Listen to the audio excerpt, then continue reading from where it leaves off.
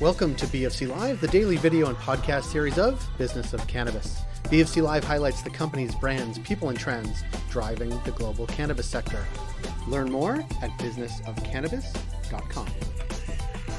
Coming up on this BFC Live, we connect with Alison McMahon of Cannabis at Work. Cannabis at Work is the human capital partner of Business of Cannabis. We have an event coming up with them on April 28th at noon Eastern. We wanted to connect with Alison in advance of that event to see what we'd be talking about and to hear the latest on hiring and salary in the cannabis sector.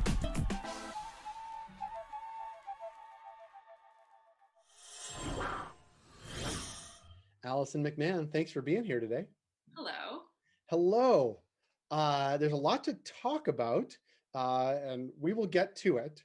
But first, nice to see you. You, of course, are from Cannabis at Work. You are official human capital partner at Business of Cannabis. And we together have an event coming up on Wednesday, April 28th at noon, all about attracting cannabis talent in 2021. Yes. And I guess the good news is that people want to attract talent in 2021. Right. Some people less so, but lots of people still hiring. Yeah.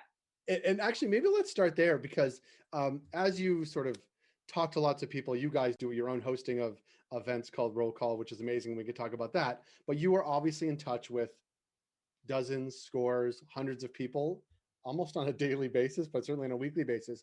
What are you hearing, maybe in terms of like hiring trends or where the sense of people's minds are at sort of at this point in 2021, sort of hopefully tail end of COVID, industry expanding? Like what are you hearing out there? Yeah, I think that we're seeing a lot of still really like core production type of roles. So, quality assurance type of positions have kind of never come off of the table in the entire time that I've worked in the industry. So I think there's still those key roles that are required for license holders, and as well as just a functioning operation. So QA, definitely not seeing the massive hiring around like master growers that we used to, but still seeing some of those cultivation roles. And a lot still kind of on extraction operations. I think as we've gotten into cannabis 2.0 and that continues to mature, still see skill sets there. And then we've seen a lot of hiring in the last year or so and continues on around sales roles. And I think that makes a lot of sense as we see, companies just trying to get to revenue, stay at revenue, get that brand awareness in the market.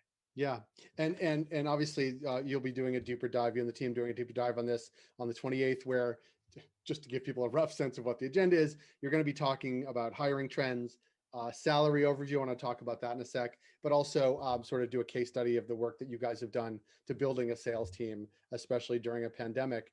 And have you seen a major shift, I guess, in any of those things, but maybe salary in particular, over the past year and a bit? Like, are we seeing dramatic changes, or are things changing slightly less than maybe we imagined because our world has changed so dramatically? Yeah, I think that's a really interesting question. We've been running our salary survey now for a number of years and kind of we can see the trends in that data. I think from our perspective, salaries have really been fairly stable over the last couple of years, like year over year in terms of looking at our data set. And then I think what's interesting in the last year is also with the downsizing and consolidation that we've seen alongside of still growth in certain parts of the sector, is that just perhaps creates a little bit of confusion around if people are paying competitively for roles, if they're overpaying.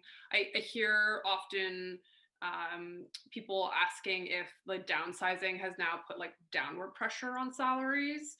And that's not really the case. Like, there's still kind of the competitive baseline for where people should be paid for these roles.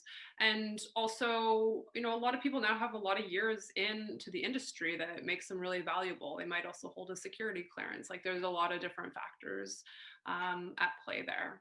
And actually, I want to talk about that, and I don't want to give it all away, what we're going to be talking about on the 28th, but the idea that there is now, and we talk about it a lot just in terms of who our audience is at Business of Cannabis, this like professional cannabis class. So people whose profession is cannabis, right? They sometimes work at an LP, sometimes maybe thinking about it from a retailer perspective and operations. Like, is that the case? Like, there is now this emerging group of people that their value over the past 3 or 4 years is that they have been in cannabis in the legal framework, and then they are sort of valuable above and beyond maybe even their skill set because they have that experience. Yeah, absolutely. And I think more and more we see that our clients, so various companies in the industry, are really wanting that cannabis experience. I think we've pulled people in from all sorts of industries, and we continue to do that: CPG, alcohol sales, pharmaceuticals, etc. But companies today are still up against many of the just pressures that they were a few years ago. Maybe those pressures have changed slightly, but there's still just very rapid movement towards their objectives. And so the perception anyways is that bringing somebody on that has that cannabis is going to shorten that learning curve and just allow them to be more efficient in those hires, and then getting that person up to speed. Yeah. And I think I was just thinking about like our audience, but also folks who may be thinking about attending on the 28th. Like, obviously, if you are in the market or looking to change jobs, it's a good place to be on the 28th. But also, if your company is in growth mode and looking for people and approaches to actually how to attract that talent, I think is really important to sort of be there, hear from you and the team, because I think the way you look at the sector, the way you have tentacles so deeply into where the industry is, where the talent is really important. And it may be even more important now, when a time when people are sort of can't travel to like go interview for jobs, like understanding where they are and their mindset about where they might move. Like, I just think there's probably amazing value that you guys are bringing to people just from the network that you guys have. Is that the case? I believe so. Yeah. I believe so too. Thanks for lining that one up, Jay. Yeah, no, I mean, I think that,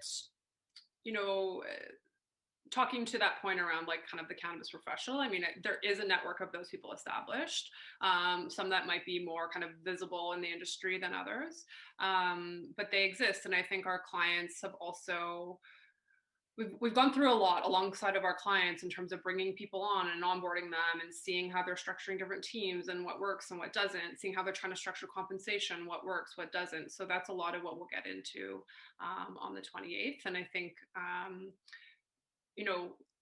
learning from other people's kind of mistakes in that way can just make things a little bit more smoother to get people on the team, get them excited, get them kind of in the right team structure, and then able to hopefully all row in the right direction very quickly. Yeah, and we're going to talk about it a lot more on the 28th, and I want to leave it there so people have their appetite whet to come to be with us on the 28th. So Alison McMahon from Cannabis Work, thank you again for helping us with the event on the 28th, but also on a weekly basis with our Jobs of the Week and all the work that you do to bring the industry together, to identify talent, to work with companies to bring talent in. So thank you for all of that, and we will see you on the 28th. See you then. That was Alison McMahon of Cannabis at Work. If you like this program, we ask you to rate us and review us, as it helps support the work we do. Thank you for joining us on BofC Live today. We're able to do what we do thanks to our ongoing partners, including Cannabis at Work, Cannabis Benchmarks, Can Delta, Headset, Gallagher, and Torque & Mains.